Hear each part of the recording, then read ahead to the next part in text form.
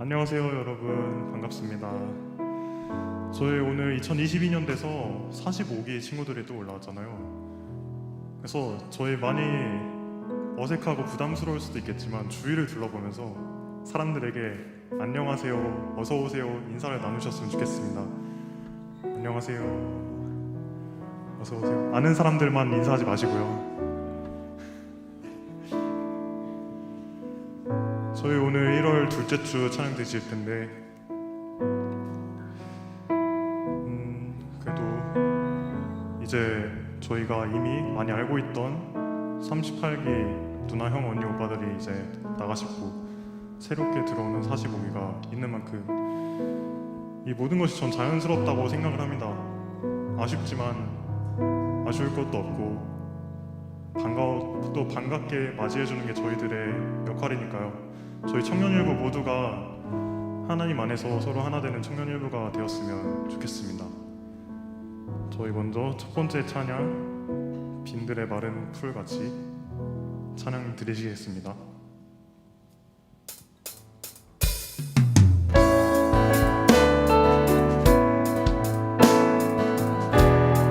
빈들의 마른 풀같이.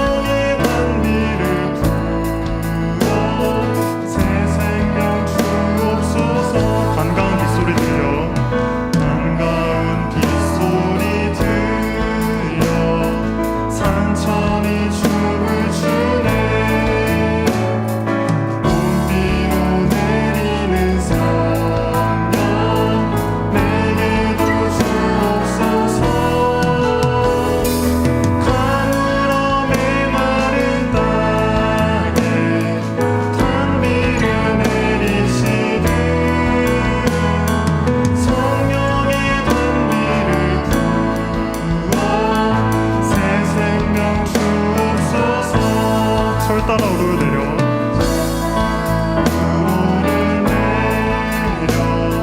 초목이 무성하니 갈급한 내 심령 위에 성령을 부으소서. 가물어 메마른 땅에 단비를 내리시네.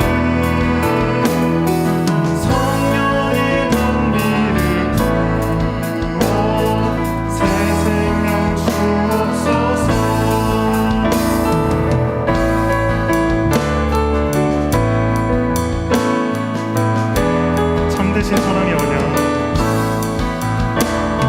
참되신 사랑의 언약 어길 수 있사오랴.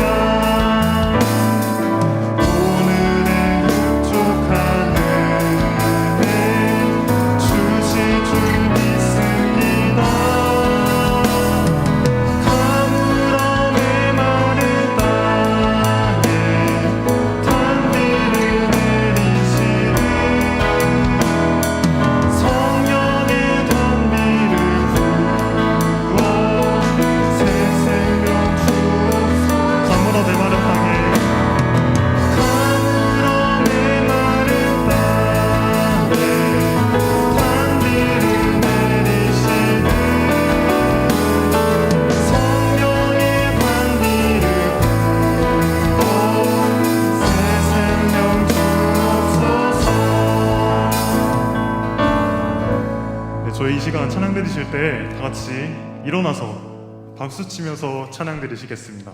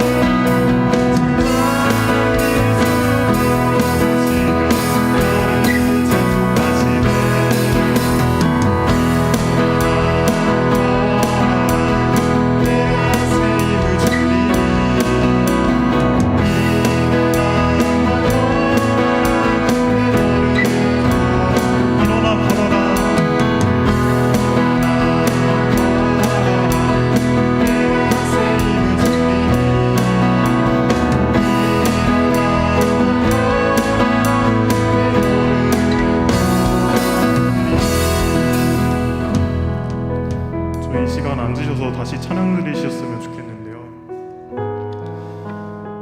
저 2절 가사를 보시면 평안히 길을 갈 땐 보이지 않아도 지치고 고나여 넘어질 때면 다가와 손 내미신다고 하셨습니다.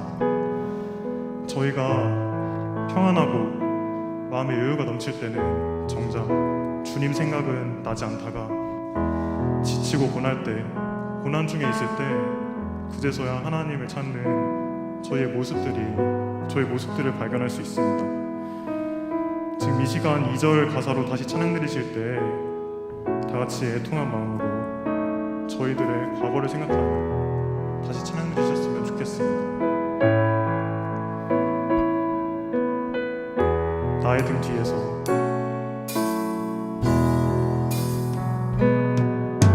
나의 등 뒤에서 나를 도우시는 주 평안히 길을 갈 때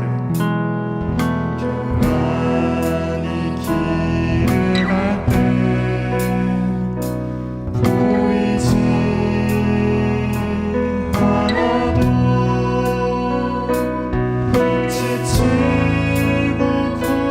고나여 넘어질 때면 다가와 손 내미시네. 일어나 걸어라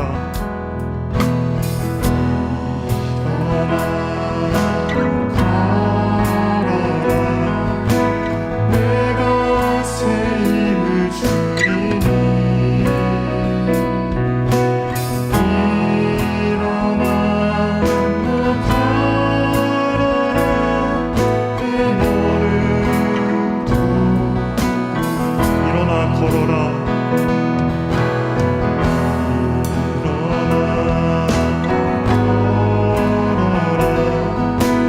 내가 새 힘을 주리니 일어나 너 걸어라 내 너를 부르리. 지금 이 시간 대표 기도자 나오실 때까지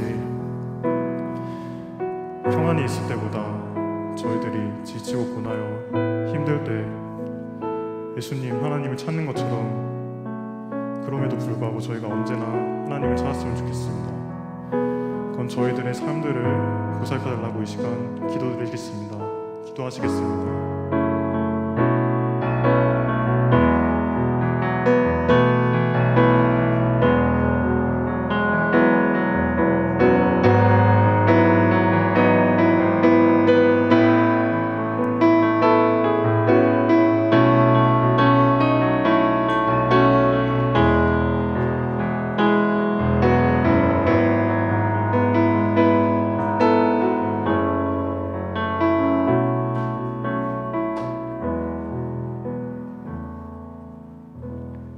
기도하겠습니다.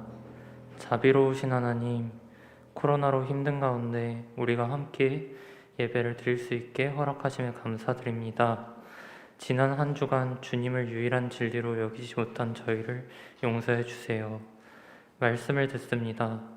이지열 목사님을 통하여 말씀을 전해 주실 때 우리의 눈과 귀를 열어주셔서 주께서 우리에게 하시는 말씀으로 들려지는 은혜 베풀어 주세요. 감사드리며 예수 그리스도의 이름으로 기도합니다. 아멘.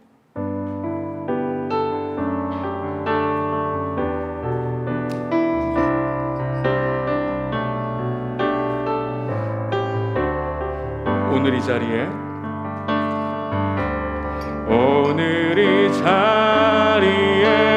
모인 우리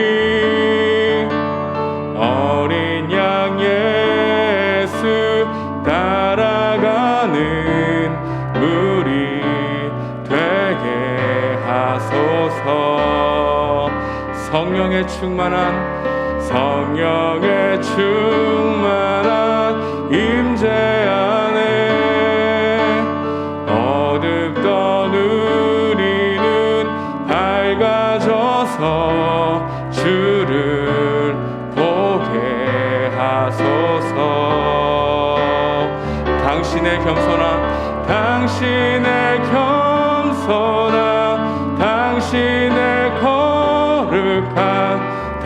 대신에 정직함 우리에게 보이사 내 안에 교만함 내 안에 천박함 내 안에 거짓됨 모두 벗어버리고 어린 양 예수 따라가는 무리 되게 하소서. 아멘. 오늘 선포될 하나님의 말씀은 누가복음입니다. 누가복음 우리 3장 말씀 함께 읽겠습니다. 누가복음 3장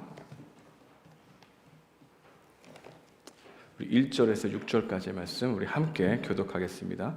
누가복음 3장 1절에서 6절까지의 말씀 하나님의 말씀 받들어 읽겠습니다. 디베리오 황제가 통치한 지 15해요. 곧 본디오 빌라도가 유대의 총독으로 헤롯이 갈릴리의 분봉왕으로 그 동생 빌립이 이두레와 드라고니 지방의 분봉왕으로 루사니아가 아빌레네의 분봉왕으로 안나스와 가야바가 대제사장으로 있을 때 하나님의 말씀이 빈들에서 사가라의 아들 요한에게 임한지라.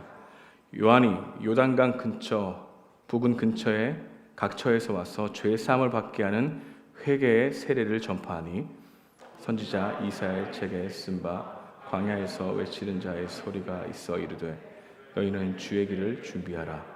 그의 오실 길을 곱게 하라. 모든 골짜기가 메어지고 모든 산과 작은 산이 낮아지고 굽은 것이 곧아지고 험한 길이 평탄하여질 것이요 모든 육체가 하나님의 구원하심을 보리라 함과 같으니라. 아멘. 반갑습니다.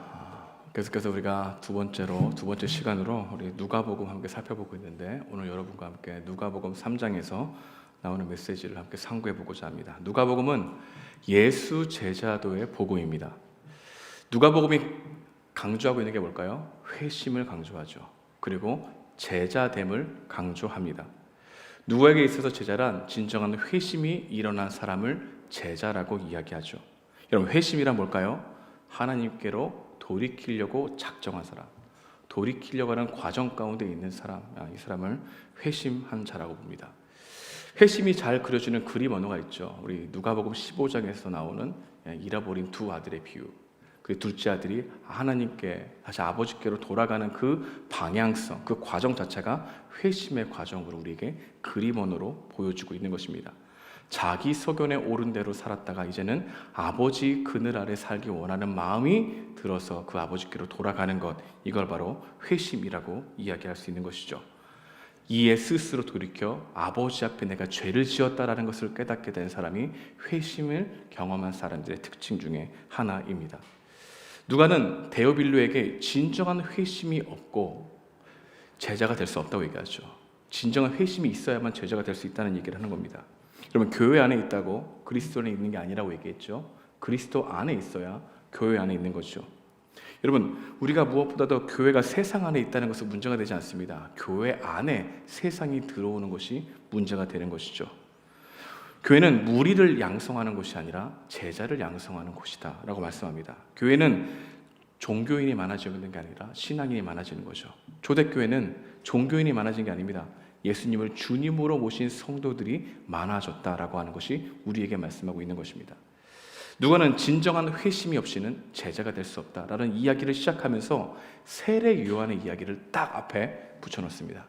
그래서 우리가 3장까지 읽어보게 되면 세례 요한의 이야기가 예수님의 이야기가 번갈아 가면서 나오게 되죠. 세례 요한의 출생 이야기와 예수님의 출생 이야기, 세례 요한의 탄생 이야기와 예수님의 탄생 이야기, 세례 요한이 했던 사역과 예수님이 하신 사역을 번갈아가면서 보여주면서 마치 조연과 주연을 비교하면서 성경을 끌고 갑니다. 무엇을 얘기하는 걸까요? 진정한 회심이 일어난 사람은 세례 요한과 같이 주님의 길을 예비하는 삶을 살아가게 된다는 것을 이야기하므로 성경을 끌고 간다는 겁니다. 다시 말하면 예수님의 제자로서의 삶은 주님의 길을 예비하는 삶인데, 주님의 길을 예비하는 삶의 핵심은 진정한 회심, 아버지께로 돌아가려고 하는 마음이 주어진 자들이 할 수 있다는 이야기를 먼저 하고 있다는 거죠. 그러면서 이 누가는 데오빌로에게 그렇다면 진정한 회심이 어떻게 일어납니까? 예수님의 제자가 어떻게 될 수 있을까요? 그 이야기를 하고 싶은 겁니다. 그래서 오늘 본문은 진정한 회심이 일어나기 위해서 우리가 주어져야 될 것이 무엇인지를 말씀하는 본문이라 할 수 있는 것이죠. 여러분, 오늘 본문에는 총 8명이 나옵니다. 이 8명의 두 그룹으로 나뉠 수가 있습니다.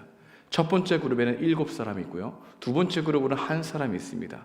이 첫 번째 그룹, 여러분, 그 시작이 누구죠? 디베료라고 하죠. 디베료.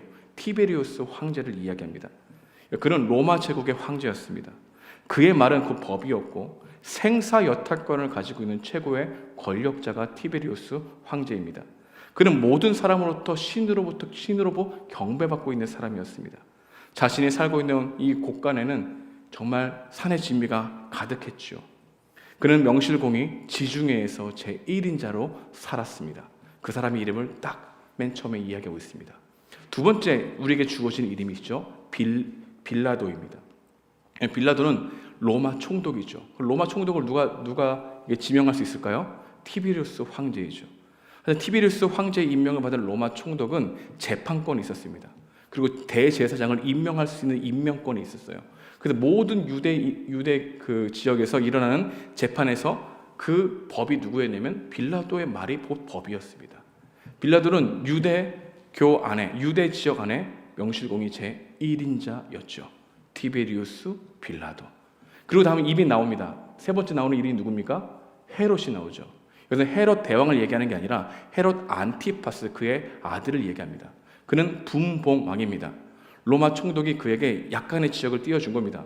지금 말하면 도지사 같은 존재이죠. 그가 그곳에서 통치했는데 그 통치한 지역을 이야기하죠. 그 다음에 계속 얘기 나오는 게 헤롯 빌립, 그의 아들, 그의 형제 동생입니다. 그 다음에 루사니아 나오죠. 다 분봉왕입니다. 다 한몫을 하고 있는 거죠. 그는 뭘 얘기하고 있을까요? 누가는 티베리우스, 그리고 빌라도, 그리고 헤롯 안티파스, 헤롯 빌립, 루사니아 모두 명시공이 그 지역에서 법이요, 그 지역에서 힘을 가지고 행사하는 1인자라는 이야기를 하고 있는 겁니다.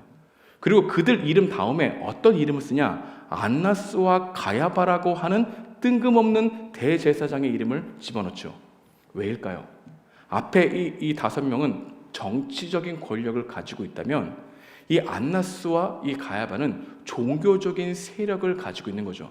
그러니까 정치적인 세력과 종교적인 세력이 함께 간다는 것을 보여주죠. 여러분, 안나스, 가야바, 원래 대제사장은 2명이 아닙니다. 1명이죠. 중에 이 가야바가 이 안나스, 이 사위와 이 장인어른의 관계거든요. 로마 총독에게 돈으로 대사장직을 산 겁니다. 그래서 그 뒤에서 조종하고 있죠. 그래서 누가는 이 둘 다 똑같은 사람이다. 안나스, 가야바 모두 정치적이고 종교적인 권력을 가지고 행사를 하는 사람인데 이들의 권력이 얼마나 있었다면 유대교 안에서 1인자였지만 오히려 로마 총독 빌라도보다 그 안에 있는 사람들의 정신적인 지주로 강력한 힘을 가지고 있던 게 바로 안나스와 가야바였다는 겁니다. 여러분, 우리에게 오늘 7명을 계속해서 강조하고 있습니다. 그런데 중요한 것은 한 명의 그룹이 나오죠. 그 이름이 뭡니까? 세례 요한이라고 얘기합니다. 요단강에서 회개의 세례를 주었다 해서 세례 요한입니다. 근데 이 7명과 비교했을 때 이 한 명인 이 세례 요한의 모습은 초라합니다. 여러분, 그 당시에 유행이고 그 당시에 상징이며 그 당시에 많은 사람들의 이슈에 나왔던 사람들은 세례 요한이었을까요? 아니면 명실공히 1인자라고 했던 그 사람들이었을까요? 그 사람들이 유행이고 그 사람들이 상징이었다는 겁니다. 그 사람들이 하는 말이 곧 사회의 문화를 만들었고 그 사람들이 하는 말로 인하여 그들의 삶이 굴러갔던 시대에 예수님이 공생애를 딱 시작한다고 얘기하는 겁니다. 근데 그 공생애를 시작할 때 하나님의 말씀이 누구에게 임했느냐? 대제사장이 있던 성전에 있는 종교적 집단에 임하지 않고 빈들 광야에서 하나님의 음성을 듣겠다고 했던 세례 요한에게 하나님의 말씀이 임했다라고 하는 말씀으로 우리에게 시작하고 있다는 거죠. 다시 말하면 진정한 회심은 이 7사람을 추구하려고 하는 몸부림치는 사람들에게 임하는 게 아니라 하나님을 갈망하여 그분의 음성을 듣기 위해 광야로 자발적으로 나갔던 그들에게, 그 세례 요한에게 주어졌다는 메시지를 통해서 우리들의 마음에 하나님의 말씀이 임할 빈 공간이 있느냐를 이 누가는 우리에게 질문하면서 시작한다 할 수 있는 것입니다. 우리 함께 2절 말씀 함께 읽어보겠습니다. 시작. 하나님의 말씀이 빈들에서 사가랴의 아들 요한에게 임한지라. 다시 한번 읽어보고, 중요한 말씀이니까 다시 시작.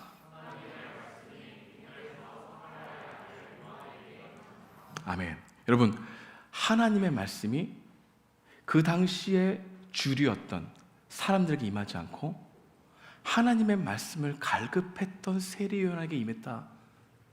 진정한 회심과 제자로서의 살아가기 위해서는 하나님의 은혜가 필요한데, 하나님의 말씀은 그 안에 빈 공간이 있는, 말씀을 들을 수 있는 빈 공간에 있는 자들에게 임하는 거다라는 이야기를 하면서 우리 본문이 시작된다는 겁니다.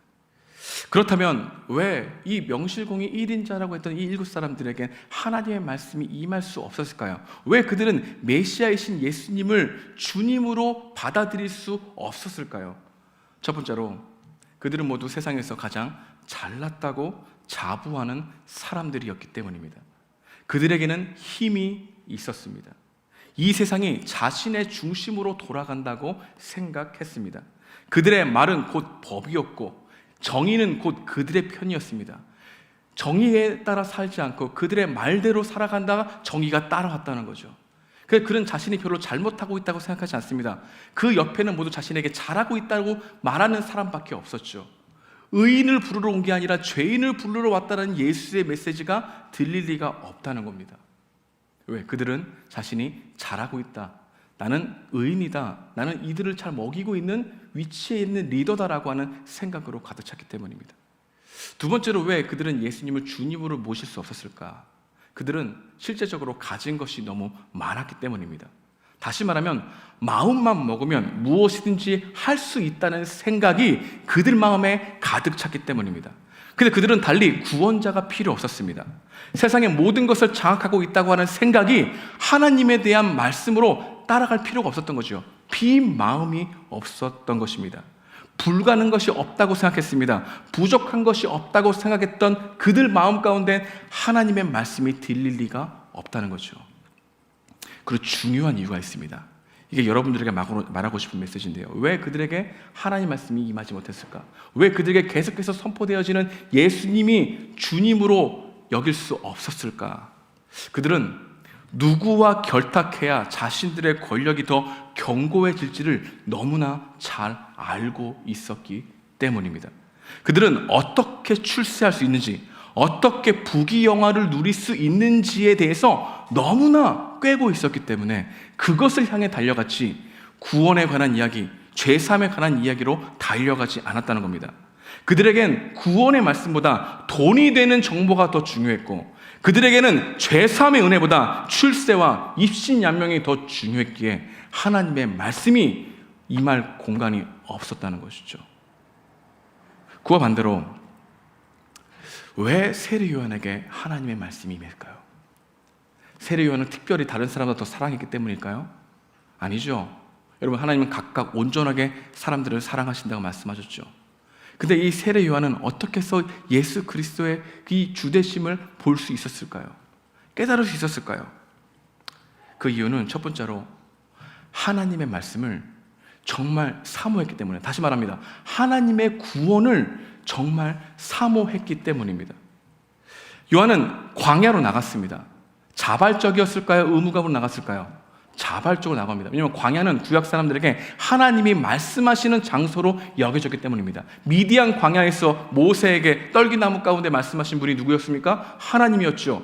이스라엘 백성들은 광야에서 하나님 말씀을 들었고 말씀하시는 하나님을 광야에서 만났습니다. 그래서 광야로 나간다는 것은 곧 누구에 대한 열망이 가득했다는 겁니까? 하나님에 대한 열망이 가득했다는 거예요. 근데 광야로 나가는 사람들이 많았을까요? 적었을까요? 적었다는 겁니다. 오히려 대제사장, 종교적으로 화려하고 교회가 커서 많은 사람들에게 종교적 제의를 통해서 그 마음에 거룩함을 일으키려고 했던 그런 대제사장 앞에 사람들이 많이 같이 광야에 나가서 직접 하나님 앞에 자신을 직면하고 말씀을 들으려고 하는 사람들은 적었다는 것이죠. 여러분, 좁은 길은 성경에서 어렵다고 얘기하지 않습니다. 힘들다고 얘기하지 않아요.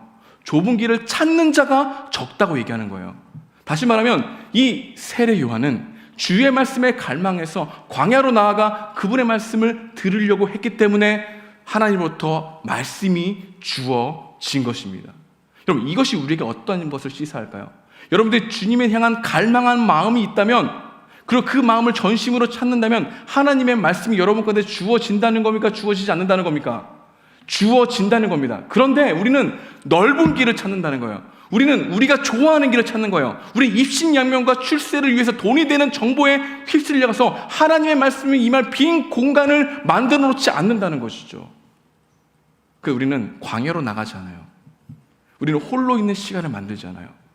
우리는 오히려 우리의 유행인, 우리의 상징적으로 보여준, 우리가 닮아가고 싶어하는 제1인자들, 그들의 영향력을 쫓아가려고 하죠. 여러분, 사람은 가치 있는 것을 쫓아갑니다. 자신이 가치 있는 존재가 되고 싶어 하기 때문에. 그래서 자신이 무엇을 가지고 있으면 가치 있을까라고 하는 생각을 쫓아가죠. 그럼 세례 요한은 무엇이 가장 가치 있다고 여겼을까요? 하나님의 말씀을 받는 것이 가장 가치 있다고 여겼기에 하나님 말씀 들으러 어디로 나갔다고요? 광야로 나갔다고 말씀하고 있는 겁니다. 여러분, 예수님을 갈망하지 않아도 성경에서 하나님 말하는 지식을 얻을 수 있습니다. 하지만 예수님을 갈망하지 않으면 예수의 발자취를 따라갈 수 없다는 겁니다. 여러분, 진정한 회심이 일어나지 않고선 제자로서 살아갈 수가 없는 거예요. 근데 우리는 그리스도의 교회만 나오면 제자라고 착각해요. 아니에요. 여러분, 우리 주님은 제자를 부르시지 무리를 부르시지 아니에요. 그러니까 예수님을 따라가는 그 길은 좁은 길을 걸어가는 사람들, 그렇지만 찾는 자가 적는 길을 걸어가는 사람들인가, 아니면 많은 사람들이 향하고 있는 제1인자의 모습을 추구하며 걸어가는 길인가, 이 두 개 사이의 갈등에서 이 두 개 사이에 두 마음을 품고 이랬다 저랬다, 이렇게 하도 못하고 저렇게 도 못하고 그냥 두 가지를 다 마음을 품고 가려고 하는 게 우리들의 마음 아니겠습니까? 세례 요한에 대한 말씀도 받고 싶고 이 세상에서 정말로 제1인자가 되어서 그 내 말이 법이 되고 싶어하는 그런 자기 자랑으로 살아가는 사람들이 같이 우리 마음 가운데 있기 때문에 우리는 그 두 개를 다 선택하고 싶지 한 곳으로 선택하고 싶지 않아요. 그래서 성경은 주님의 길을 쫓아가는 사람들에게 주어지는 은혜를 얘기하지, 그것이 힘들고 고난과 어려움이 있다고만 얘기하지 않는다는 겁니다. 근데 우리는 첫 번째 이 말씀을 듣지 않아요. 그냥 우리는 그 좁은 길, 남이 찾지 않는 길이 싫은 거야. 왜? 남들이 가지 않는 길이니까. 여러분 남들이 가지 않는 길을 걸어가고 싶어하는 되게 용기가 필요합니다. 자기 확신이 필요하죠. 이게 확실한 가치가 있다고 여기에만 갈 수 있는 거죠. 근데 세례 요한에게 무엇이 가장 중요한 가치였냐면 하나님의 말씀이었다는 겁니다. 하나님 그분을 갈망했다는 겁니다. 여러분, 죄송합니다. 하나님을 갈망하지 않고서는 하나님 말씀을 들을 수 없어요. 하나님을 갈망하지 않고서는 하나님께서 하신 말씀을 우리는 새로운 말씀으로 받아들일 수 없는 거예요. 여러분, 우리 주님은 우리에게 새로운 말씀을 주지 않습니다. 새롭게 들리게 하실 분입니다. 근데 말씀이 들어도 계속 들었던 말씀으로 여기고 새롭게 다가오지 않는 이유는 하나님에 대한 갈망이 없어요. 하나님 그분에 대한 가치를 보지 못하기 때문이에요. 예수님이 돼지에게 진주를 주지 말라 이 말씀하셨죠. 여러분, 돼지가 진주의 가치를 알아볼까요? 알아보지 못하죠. 여러분, 세상의 가치가 최고라고 여긴 자에게 예수님의 말씀을 듣는 것이 가치 있게 보일까요? 아니라는 겁니다. 여러분, 세례 요한이 우리에게 말해주는 메시지가 뭘까요? 누가가 왜 세례 요한의 메시지를 3장에서 가장 먼저 얘기하고 있을까요? 너 주님의 길을 예비한다고? 예수 공동체를 그분의 사람을 되고 싶다고? 진정한 회심이 필요해. 근데 그 진정한 회심은 주님에 대한 갈망에서 나오는 거야. 그 얘기를 하고 있다는 겁니다. 두 번째로 왜 세례 요한에게 하나님의 말씀이 임했을까요? 그것은 그가 정말 하나님을 의지하면 안 되는 가난한 자였기 때문입니다. 여러분, 마태와 마가를 읽어보십시오. 산상수훈에 심령이 가난한 자에게 복이 있나니 라고 얘기하죠. 근데 누가는 심령이라는 단어를 빼버려요. 가난한 자가 복이 있다고 얘기해요. 그러면 부한 자는 복이 없는 겁니까? 그 의미로 문맥상을 끌고 가는 게 아니라 가난한 자, 다시 말해서 주님 아니면 안 된다라고 고백하는 자들, 그에게 하나님의 은혜가 있다는 것을 얘기하고 있는 거예요. 다시 말하면 믿을 구석이 하나도 없는 사람들, 하나님이 아니면 안 된다고 고백하는 사람들, 항상 주님이 채워주셔야 한다고 여기는 사람들, 정말 나의 약함과 자금을 인식한 사람들, 그래서 주님을 찾는 자들, 그들에게 하나님의 말씀이 임한다는 거예요. 그러니까 우리는 왜 하나님의 말씀을 임하지 않을까요? 왜 찾지 않을까요? 절박함이 없기 때문입니다. 다시 말하면 먹고 잘 살고 있기 때문입니다. 우리는 정말 여러분 인정하기 싫겠지만 그래도 살고 있기 때문에 주님에 대한 절박함이 없어지는 거예요. 세례 요한은 의도적인지 모르겠지만 하나님께 공급받으며 살아가는 것을 가치 있게 여겼어요. 초라하게 여기지 않았다는 겁니다. 근데 우리는 어떤 걸 초라하게 여겨요? 하나님 매일매일 일용할 양식을 얻기 위해 강구하는 걸 초라하게 여기죠. 무엇이 우리를 정말 가치 있게 여긴 겁니까? 남들을 내가 가지고 있는 것으로 베풀고자 하는 선심을 쓸 때 우리는 자신의 가치를 보게 되는 거죠. 그래서 성경은 무엇이 가치 있다고 얘기합니까? 하나님을 위해서 한 게 아니라 하나님에 의해서 살아가기를 결단하는 사람들이 가치 있다고 얘기하는 거예요. 여러분, 이것이 들려질 때 여러분들에게 마음이 무너져 내리는 겁니다. 여러분, 의에 지르고 목마른 사람이 복이 있다, 애통해하는 자가 복이 있다, 누가는 심령이 가난한 자가 아니라 가난한 자가 복이 있다. 다 뭡니까? 절박함이 있느냐? 하나님에 대한 절박함. 여러분 인생에서 하나님밖에 보이지 않는다면, 하나님 아니면 안 된다라고 고백하는 사람이 있다면, 오히려 이 고백을 하는 사람이 있다면 하나님의 은혜가 계속해서 지금 불러오는 거예요. 일으켜지는 거예요. 또한 가장 중요한 게 바로 여기 있습니다. 왜 하나님 말씀이 세례 요한에게 임했을까? 그가 들었던 말씀이 회개의 말씀이었습니다. 다시 말하면 자신이 죄인임을 처절하게 알기 때문에 광야로 갔어요. 그리고 광야에서 하나님을 의지하고 살다가 더욱더 하나님이 필요하다는 것을 알게 됐어요. 여러분, 여기서 우리에게 중요한 메시지를 줍니다. 여러분들이 하나님의 말씀을 듣고자 하는 마음이 일어난다면 하나님께서 여러분들에게 하시는 말씀은 회개하라는 말씀이라는 거예요. 다시 말하면 세례 요한이 하나님께 가장 많이 들었던 말씀은 회개하고 돌이키라는 말씀이었어요. 그걸 어떻게 할 수 있어요? 여러분, 광야 가운데 하나님의 음성을 듣고 있다고 했던 세례 요한을 추종하는 사람들이 있었을까 없었을까요? 있었다는 겁니다. 많은 무리는 아니었지만 적은 무리들이 있었어요. 그 무리들이 하나님의 말씀이 무엇인가 그 신비스러운 세례 요한에게 찾아가죠. 그래서 세례 요한이 하는 말이 뭡니까? 회개의 메시지를 전파하니라.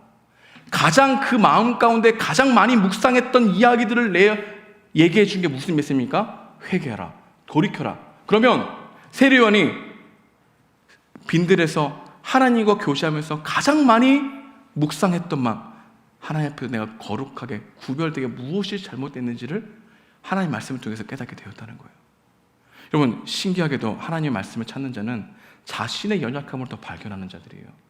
자신이 죄인이라는 걸 더 깨닫게 되면 신기하게도 하나님의 말씀을 더욱 갈급하게 된다는 거예요. 여러분, 세례 요한이 하나님 말씀에 갈급해서 광야로 나가는 이유는 자신이 스스로 구원할 수 없는 죄인임을 깨닫게 됐기 때문이에요. 여러분, 여러분이 들어야 되면 하나님이 여러분들에게 말씀을 주실 때 무엇을 말씀하실까요? 회개하라, 하나님의 나라가 가까웠다. 이 말씀을 가장 먼저 하신다는 거예요. 왜냐하면 예수님이 이 땅 가운데 공생애를 시작하면서 가장 먼저 하신 말씀은 뭡니까? 회개하라. 그러니까 자신의 연약함과 자신의 자금을 인식하면 인식할수록 들려지는 말씀이 뭡니까? 하나님의 말씀인데 그 하나님의 말씀이 어디로 향한다고요? 돌이켜라. 우리 하나님은 특별한 삶을 원하는 게 아니라 구별된 삶을 원하거든요. 그 구별된 삶은 자신이 하나님이 없으면 안 된다는 존재적인 죄인이라는 걸 깨닫지 않냐면 하나님을 찾는 마음이 생기지 않는다는 거예요. 누가 주님을 찾습니까? 이 십자가의 은혜를 깨닫게 된 사람과 자신의 문제에 대한 절박한 사람만이 기도해요. 누가 새벽 예배에 나옵니까? 자신의 문제가 정말 절박해서 하나님이라도 지푸라기로 잡을 심정으로 나오는 사람 아니면 자신이 더욱더 주님이 아니면 안 된다고 깨닫게 된 사람만이 예배에 나오고 기도에 나와요. 여러분, 이 말씀이 여러분들에게 들려진 은혜가 있길 소망합니다. 우리 주님은 새로운 말씀을 주는 게 아니라 우리 주님은 기존에 우리가 알고 있었던 말씀을 새롭게 하심으로 들리게 하시는데, 그 말씀이 회개하라, 돌아와라, 나에게로 돌아와라, 여호와께 돌아가자. 찬양만 할 게 아니라 내가 왜 하나님에 대한 갈망이 없는가? 하나님이 아닌 다른 것이 내 마음에 가득 채워져 있기 때문이다. 그 가득 채워져 있는 것은 내가 가치 있다고 여기는 건데, 그 가치가 하나님보다 더 큰 가치로 채워 있기에 하나님보다 그게 나를 가치 있게 여겨줄 것이라는 하나님으로 여기고 있기에 하나님을 찾지 않는 거예요. 그게 빈 마음이 없는 거예요. 여러분, 일주일에 한 번이라도 여러분들에게 들려지는, 계속해서 반복되어지는 이 복음의 메시지를 듣는 은혜가 있길 소망합니다. 나에게 왜 빈 공간이 없는가? 내가 왜 하나님의 말씀을 갈급하지 않는가? 그분이 나의 가치가 아니기 때문에 그래요. 우리는 돼지예요. 진주를 볼 수 없어요.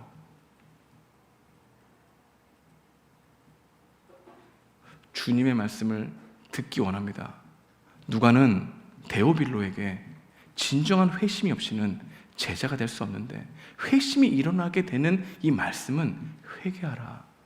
근데 누가 회개하지 않는가? 자신 스스로 이 세상을 안위할 수 있다고 하는 생각이 가득한 사람에게 빈 공간이 없다. 하나님이 아닌 자신의 가치로 나를 가치 있게 여겨줄 것을 하나님보다 더 갈급한 사람들은 하나님 말씀이 들려지지 않는다. 이 이야기를 하고 있다는 거예요. 그 다음에 어떤 얘기가 나옵니까? 그 다음에 세례 요한에게 세 무리가 나오죠. 하나는 그냥 사람들, 또 한 사람들은 군인들, 또 한 사람은 누구죠? 세리들. 근데 그들이 이 회개하라는 우리와 같이 똑같은 메시지를 들었습니다. 그저 그들의 반응이 뭡니까? 내가 무엇을 하여야 구원을 얻을 수 있겠습니까? 여러분, 이게 회심이에요. 세례 요한은 회개하라는 메시지를 들었을 때 내가 무엇을 해야지라고 하는 자기에 있는 능력을 끄집어내는 것이 아니라, 그럼 내가 어떻게 해야 구원을 받을 수 있겠습니까? 라고 하는 질문으로 하나님의 응답과 하나님의 말씀을 들으려고 하는 자세, 이거를 회심, 돌아가는 것으로 얘기하고 있어요. 그러자 세례요한이 뭐라고 얘기합니까? 세리에게는 또 부과된 것 외에 더 많이 착취하지 마, 이렇게 얘기하죠. 군인들에게 뭐라고 얘기합니까? 너 유부녀들, 또한 힘 약한 자들, 그들을 억압하지 마, 이렇게 얘기하죠. 여러분, 진짜 회심은 내 생활에서 돌이킬 것을 발견했을 때 내가 주님을 믿는 믿음으로 그것을 돌이키려고 하는 그 행동 안에 있는 믿음이 곧 구원받는 믿음이라고 얘기하고 있는 거예요. 믿음은 내가 믿습니다 고백하는 게 아니라 주님 말씀을 믿고 그 말씀을 여겨 내 자신에 돌이키려고 하는 불완전하지만 그 행동을 할 때 그 행동 안에는 믿음이 있습니까 없습니까? 있지요. 이게 회심이 일어나는 사람들의 고백이라는 거예요. 그러니까 데오빌로에게 얘기하는 거예요. 데오빌로 카카라고 얘기했죠. 카카, 존칭을 쓰죠. 힘이 있다는 사람입니까? 힘이 없다는 사람입니까? 힘이 있는 사람이죠. 왜 7명의 1인자들에 관한 이야기를 했을까요? 너 힘을 가지고 네가 왕처럼 노릇한 거 내려놔. 예수님이 주님으로 모시지 않으면 하나님을 따라갈 수 없어. 이 이야기를 하고 있는 거예요. 여러분, 여러분의 진정한 가치를 여기고 있는 게 하나님입니까? 아니면 우리는 이 7명의 모습을 쫓아가려고 하지 않습니까? 여러분의 가치는 세례요한처럼 하나님의 갈망하는 사람들이 눈에 들어옵니까? 그렇지 않은 이유는 빈 공간이 없기 때문입니다. 근데 이 빈 공간은 내가 하나님보다 더 가치 있는 것으로 가득 채워져 있기 때문이에요. 여러분, 선교단체든 무엇인가는 많은 프로그램을 하더라도 이 가치가 바뀌지 않냐면 우리는 하나님을 섬긴다고 하지만 여전히 자기 공로를 만들어가는 거예요. 진정한 회심을 바라십니까? 내가 하나님을 만나기 위해서 무엇을 해야 할고, 이 고백으로 주님께 나아가는 회심하는 여러분과 제가 되길 주님의 이름으로 축복드립니다. 기도하겠습니다.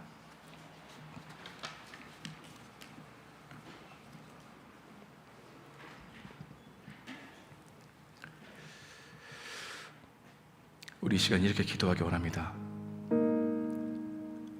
예수님 없이 성공한 자리보다 예수님이 임하는 광야와 같은 빈들이 더 귀한 자리임을 일깨워 주옵소서. 예수님 없이 세상 모든 것을 지닌 사람보다 심령의 빈들에 예수님을 모신 사람이 더 부자임을 깨닫게 하옵소서. 우리의 마음이 우리 자신이나 우리의 것들을 신봉하지 않고 주님의 말씀이 임하여 하나님을 사랑함으로 이웃을 지극히 사랑하는 성도의 삶을 살게 하도록 주님 회심이 일어나게 도와주옵소서. 다 같이 이 기도 제목을 가지고 함께 기도하는 시간 갖도록 하겠습니다. 같이 기도하시겠습니다.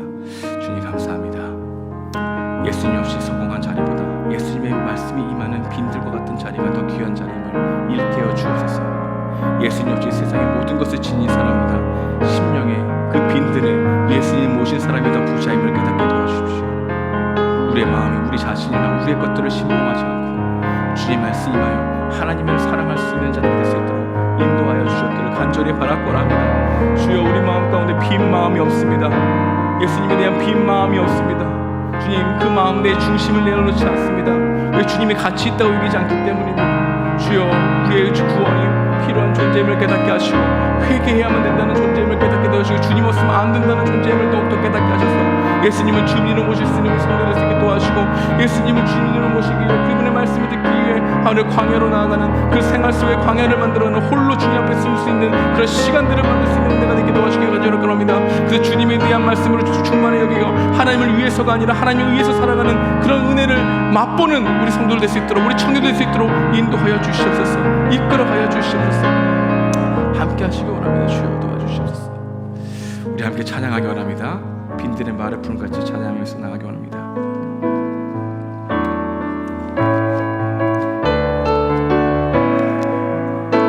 빈들의 마른 풀같이 마음을 다하여 주님께 고백하며 나가겠습니다. 빈들의 마른 풀같이 시들은 나의 영혼 주님이 약속한 성령 간절히 기다리네.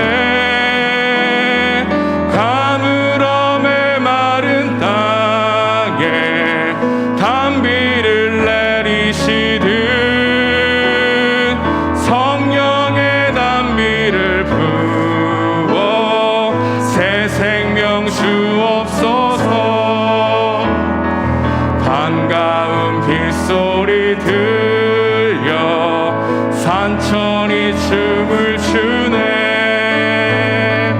봄비로 내리는 성령 내게도 주옵소서. 가물음의 마른 땅에 단비를 내리시듯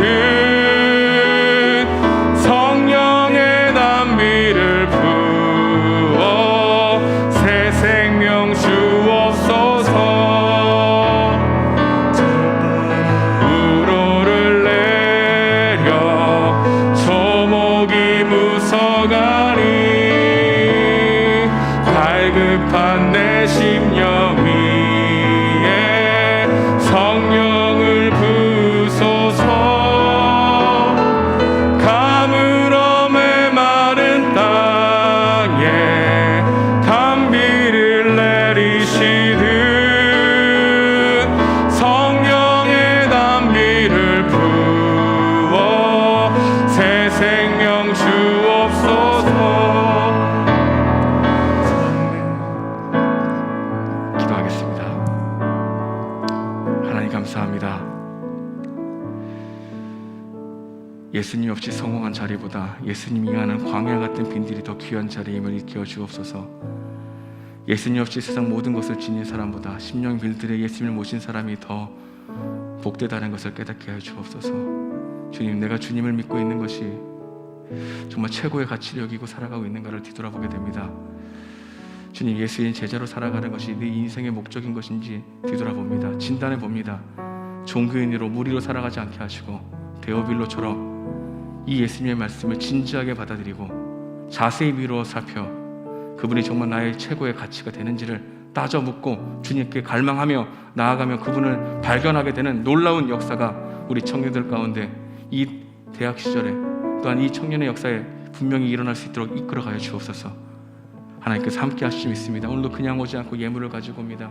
이 예물이 드려지는 곳곳마다 복음의 은혜가 나타나게 하시고 정말 가난한 자들에게 드려지는 생명이 되게 하시고 정말 하나님 이렇게 드리는 자들에게 일용할 양식, 다시 말하면 주님께서 매일매일 채워주심을 경험할 수 있는 은혜를 더욱더 부어 주옵소서. 이제는 우리 구주 예수 그리스도의 은혜와 하나님의 극진하신 사랑과 성령님의 감화하시고 교통하심이 세례 요한같이 주님을 갈망하여 그분의 말씀을 듣고 진정으로 회심을 원하는 우리 사랑하는 모든 청년들 머리 위에 하나님의 말씀이 임하길 축원하옵나이다. 아멘.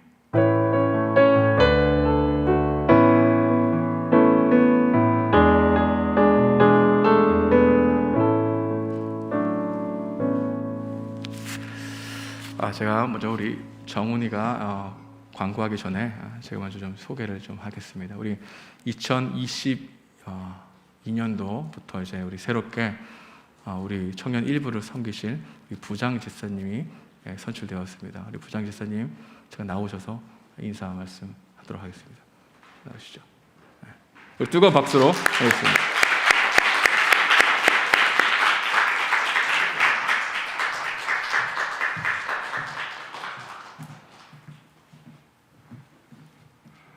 네, 안녕하세요. 이번에 청년 일부 부장으로 섬기게 된 조정희 집사입니다.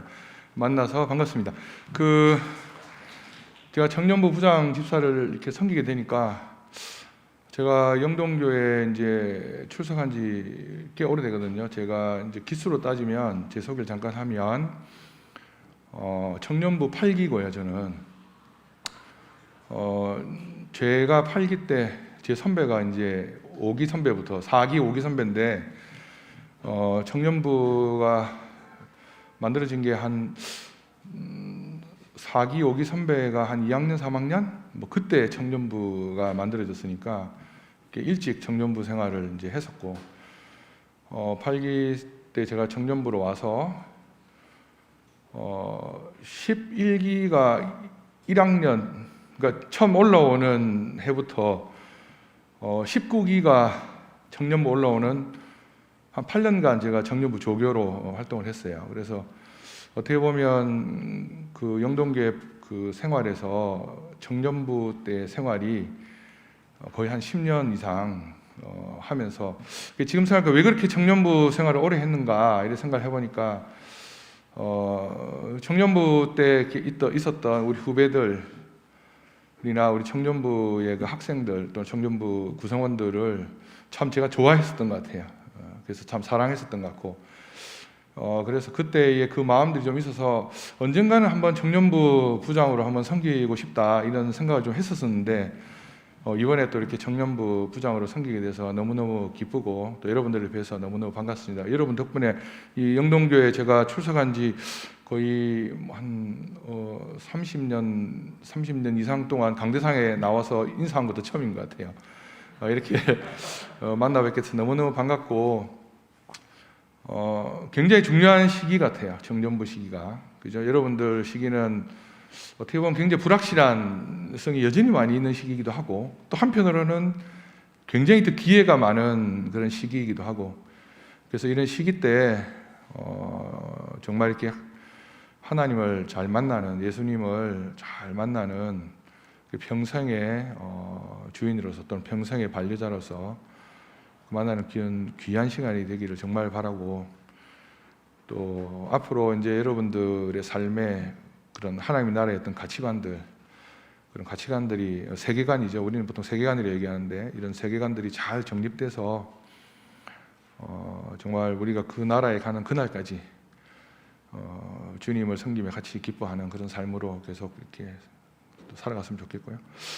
저 역시 이제 부장으로서 뭐 어떤 거를 이제 도와줘야 될지 우리 후배들을 위해서 뭘 해야 될지 지금은 뭐 잘 모르겠지만 목사님하고 잘 상의해서 제가 힘 닿는 데까지 뭐 이렇게 보이든 안 보이든 보이는 손길로 또 보이지 않는 손길로 여러분들의 어떤 그런 신앙생활과 공동체 생활을 하는데 도움이 될 수 있도록 열심히 노력하겠습니다. 예, 반갑습니다.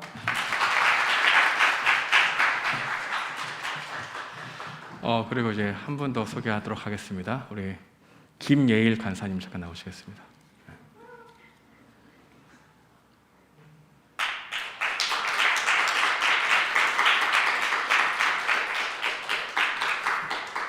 우리 작년까지 38기로 우리 같이 이렇게 섬겼던 우리 함께 신학생활했던 우리 예일이가 이제 이번 연도에 이제 고려신학대학원 1학년으로 들어가서 이제 신학의 길을 걷게 됩니다. 이제 1학년 때는 좀 더 간사로 생활하면서 이렇게 사역자의 마음을 품고 같이 이렇게 함께 도움을 주고 받으면서 이렇게 좀 이제 이 세계가 어떤지 좀 발을 더 깊게 되닫기 위해서 목사님이 지금 굉장히 공을 많이 들이고 있는데 우리 김예일 간사님으로 불러주시기 바랍니다. 간사님은 청년 1부, 청년 2부, 청년 부부에 이렇게 청년 교회가 있는데 청년사역위원회에 정식으로 간사로 임명받았습니다. 그래서 무엇보다도 이제 청년 교회가 이제 홈페이지가 생기면 그 홈페이지를 관리하기도 하고 또한 저희 청년 1부뿐만 아니라 전체적으로 이제 방송 우리 간사로서 사역을 하게 됩니다. 그래서 저 여러분들에게 그런 1대1 양육도 할 수 있는 시간들도 마련해서 사역 나가기 전에 충분히 많이 배우고 사역의 현실을 뼈저리게 느끼게 하면서 나갈 수 있도록 제가 옆에서 독서도 많이 시킬 거고 공부도 많이 시킬 거고 레포트도 많이 쓰게 할 겁니다. 제가 귀찮게 할 건데 어쨌든 이제 제가 이제 여러분들 대하는 것과는 다른 방식으로 간사로 대할 건데 여러분들도 간사님으로 대할 때에서 서로 좀 사랑하고 또 격려해주고 응원해주고 많이 찾아가는 그런 귀한 간사님으로 여겼으면 좋겠습니다. 우리 함께 인사하도록 하겠습니다. 앞에 인사 얘기하고. 여러분 안녕하세요. 사실 제가 2주 전에 저 앞에서 여러분들에게 약간 잘 있어라 나는 간다 하고 떠났는데 그때 좀 짓궂은 말을 해서 그런지 다시 이 자리로 불려왔네요. 제가 여러분들이 올라올 거라고 했는데 제가 이렇게 다시 낮은 곳으로 내려왔네요. 그래서 다시 여러분들 보게 돼서 정말 고맙고 감사하고 저는 이제 저를 되게 다양하게 기억해 주실 거라고 생각해요. 같이 선교 갔던 사람으로 기억할 수도 있고 찬양팀으로 함께 섬겼던 사람으로 기억할 수도 있고 그냥 오고 가면서 그냥 38기 나이가 좀 많구나 약간 이렇게 기억하시는 분도 계실 텐데 저를 어떻게 기억해 주시든 저를 어떻게 불러주시든 그건 여러분의 자유지만 제일 우선적으로 이제 저를 청년 일부, 그러니까 청년부를 위해서 항상 섬길 이제 간사로 기억해 주시면 좋게 감사하겠고 또 특히 청년 일부에서도 방송팀을 위해서 일단은 섬기기 시작할 건데 방송에서 일한다 해서 제가 막 그쪽으로만 하는 건 아니고 항상 여러분들을 좀 돕고 섬기기 위해서 이 자리에 온 거기 때문에 저를 필요하신 만큼 갖다 쓰셔도 좋습니다. 그래서 저도 훈련을 받기 위해서 이 자리에 온 거기 때문에 그냥 예전처럼 편하게 대해 주셔도 되고 도움이 필요하시면 언제든지 편하게 연락 주셔가지고 이거 좀 도와주세요. 뭔가 이런 거 부탁드려도 되나 싶어도 해도 되고 어쨌든 저도 여러분과 함께 1년 정도 시간 보내면서 지낼 건데 그동안 저도 여러분을 통해서 성장할 수 있고 그런 기회가 됐으면 좋겠습니다. 그래서 다시 한번 앞으로 잘 부탁드리고 간사라는 표현이 저도 좀 아직 낯설긴 한데 사실 제가 제일 민망한 것 같은데 여러분도 알아서 잘 불러주시면 감사하겠습니다. 이상입니다. 간사님 감사합니다. 고맙습니다. 저희 나와서 가겠습니다.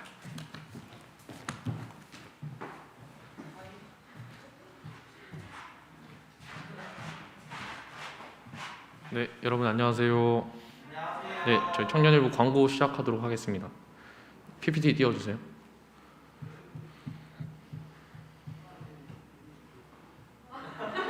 네, 다음이요. 네, 새로 오신 분들 너무 환영하고요. 온라인으로 오신 분들은 저기 이지열 목사님 번호로 연락하시면 되고 오늘 현장 예배로 오신 분들은 목사님 찾아가시면 됩니다. 네, 그 전에 다음 PPT 넘겨주세요. 오늘 예배 후에 올해 첫 번째 가족 모임이 있습니다. 네. 이전 연도, 그러니까 작년에 했던 것처럼 사진 찍어서 저희 톡방에 올려주시면은 네, 감사할 것 같습니다. 네, 그리고 나와서 오늘 또 가족 조교님께서 나오셔서 저희 가족장 소개 도와주시겠습니다. 네. 안녕하세요. 지난주에 가족 편성을 발표했었는데 가족장 소개를 한 명 한 명 못했어가지고 이번 시간에 그런 시간을 가져보려고 해요. 그래서 제가 호명하는 가족장들은 앞으로 나오시면 됩니다. 제가 그리고 호명하는 동안에 그 가족원들의 이름을 불러드릴게요. PPT 띄워주세요.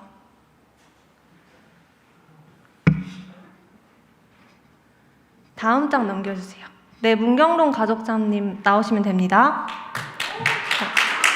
문경록 가족에는 김혜인, 이동희, 송효미, 김현서, 박지민, 박시은 A, 김수빈, 최의준, 최다혜, 이유진, 김소민이 있습니다. 여기요.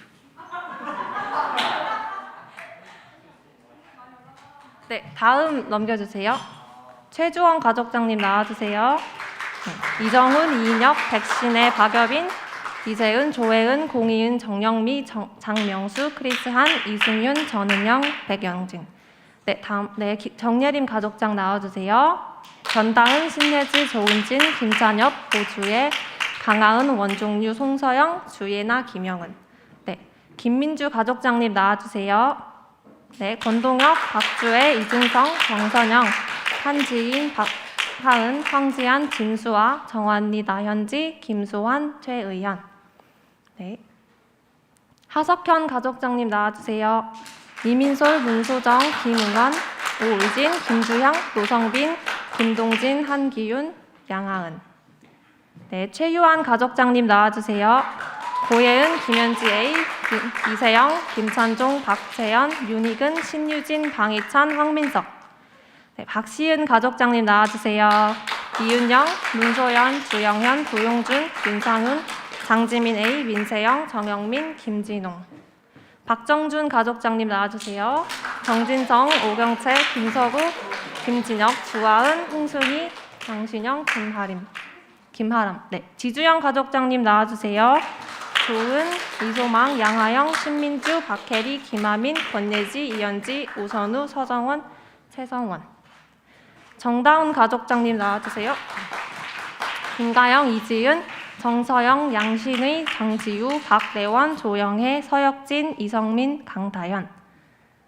네, 다 나오셨나요? 그러면 이제부터 각 가족장이 간단한 자기소개랑 그다음에 2022년도 가족원들에게 하고 싶은 말 한마디씩만 짧게 해봅시다.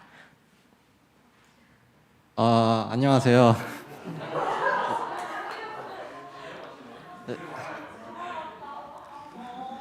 2020년에는 드디어 40기 문경록이 가족장을 맡게 됐습니다.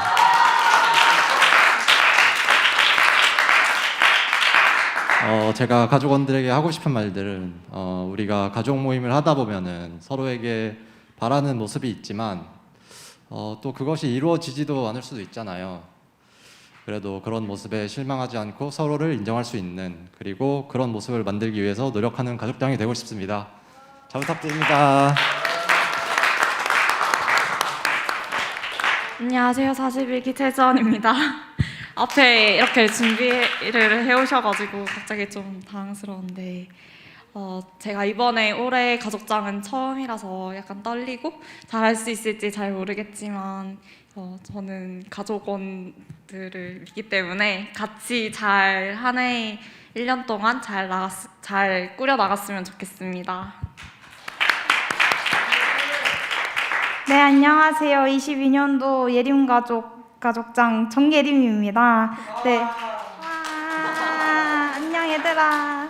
네, 저는 이번 연도에, 그러니까 작년에는 증평 본가에 내려가 있었는데 올해부터는 제가 서울로 이사를 왔거든요. 와, 서울에 집이 생겼어요. 그래서 제가 너무 하고 싶은 게 너무 많거든요. 그래서 제가 막 친구들한테 귀찮게 좀 굴 거란 말이에요. 그러면 귀찮아도 그냥 아 그래 하자니까 하자 약간 와줬으면 좋겠는 마음도 있고 이번에 기대가 많이 되니까 저희 많이 추억 남겼으면 좋겠어요. 안녕. 안녕하세요. 저는 이번에 가족장을 맡게 된 김민주라고 합니다.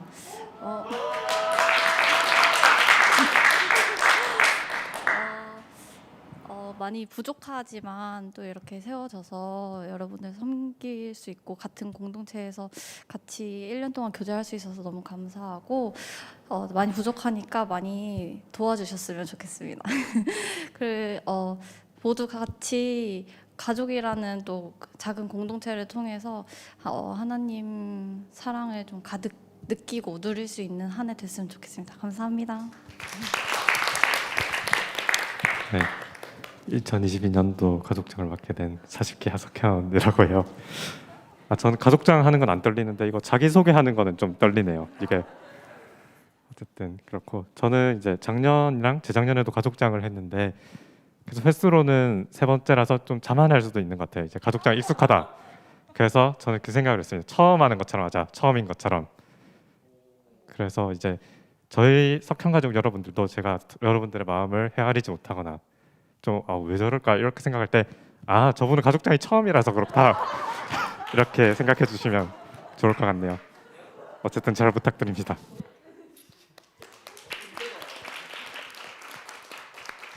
안녕하세요. 이번에 가족장을 맡은 41기 최유한이라고 합니다.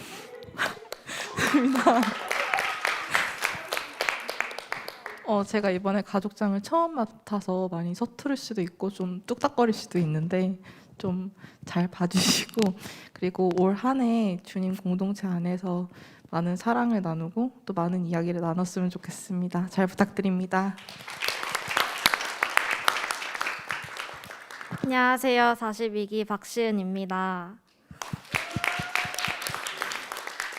2022년 올해 가족장들 중에서 제가 제일 막내이고 지금 처음 이렇게 가족장으로 섬기게 됐는데 세워주셔서 너무 감사드리고 많이 부족한 점 있겠지만 옆에서 많이 도와주셨으면 좋겠고 그리고 가족원들에게 하고 싶은 말은 교회 안에서가 끝이 아니라 밖에서도 계속해서 만날 수 있는 가족장 그리고 가족원이 됐으면 좋겠습니다. 감사합니다.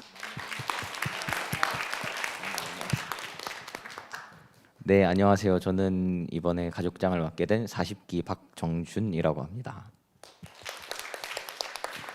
네, 어디선가 좀 청년 부원 사이에 뭐 약간 이상한 소문이 도는 것 같아요. 우리 가족이 좀 너무 나눔을 오래 한다 이런 얘기가 좀 일부 사람들 사이에 영채 어디 있죠?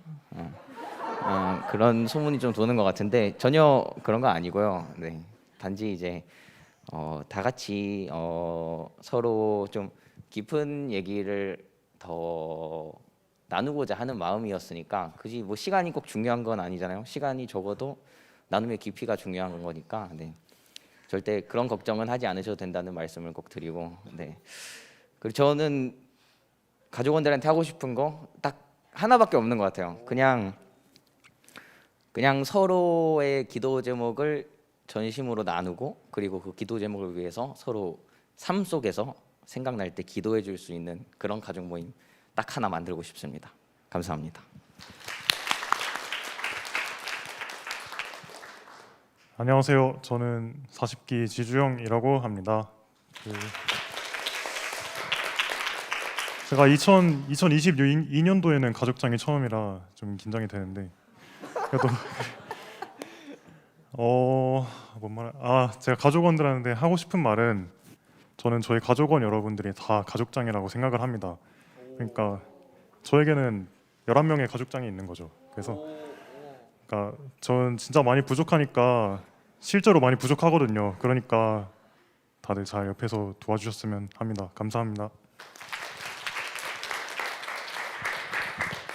네, 41기 정다운이고 가족원들에게 하고 싶은 말은 2023년이 돼도 이제 계속 연락 주고받고 잘 지내는 그런 가족을 만들고 싶습니다. 네, 감사합니다.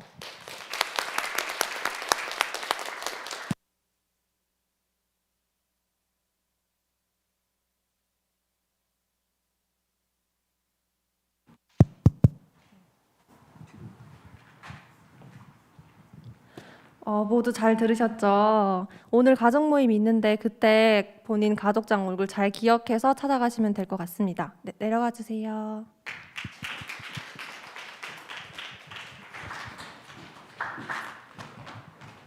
네, 계속해서 광고 진행하도록 하겠습니다. 네, 저희 항상 하던 것처럼 가족 모임 장소가 이렇게 정해져 있는데 네, 저희가 다음 주에는 본당 사용이 안 될 것 같아서 아마 다음 주에는 바뀔 건데 오늘은 이렇게 하도록 하겠습니다. 네, 이따가 또 띄워드릴 거고요. 네, 다음이요. 네, 저희가 이제 그 2월에 저희가 겨울 수련회가 있거든요. 원래 코로나로 인해서 그 이전에는 이제 대면이 아닌 비대면을 했었는데 이번에는 저희가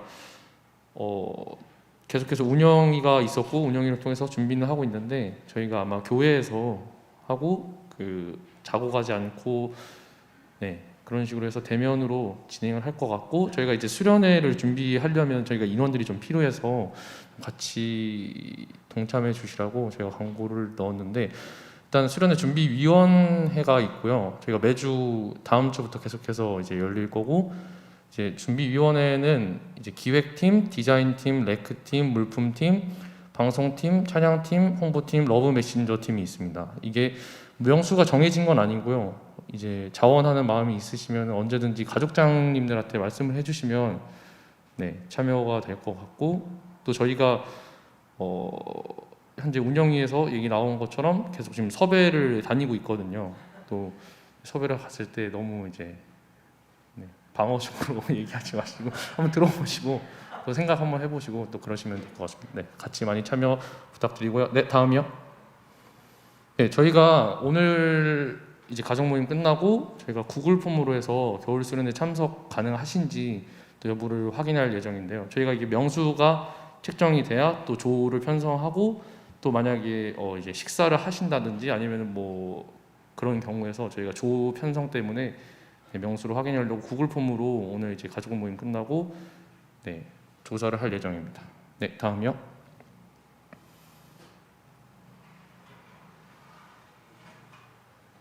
네, 저희 광고 마치도록 하겠고요. 네, 겨울 수련회 자세한 내용을 원래 다음 주부터 홍보를 해드리려고 했는데요. 저희가 네, 결정된 사항을 말씀을 드리면 그 2월 10, 11, 12, 2월 이제 목금토로 진행될 예정이고요. 저희가 간단하게 사실 어제 저희가 이제 그 리더 수련회가 있었고 저희가 운영위를 했는데 운영위에서 내용 나온 대로면 저희가 자는 거는 숙박이 명수가 안 돼서 저희가 최대한 대면을 교회에서 강의 듣고 또 나눔하는 방식으로 진행하려고 합니다. 네. 질문 시간을 제가 만들 걸 그랬네요. 네. 네, 그러면 네, 다음 넘겨주시고 저희 마치도록 하겠습니다. 네. 다음 주에 만나요. 안녕.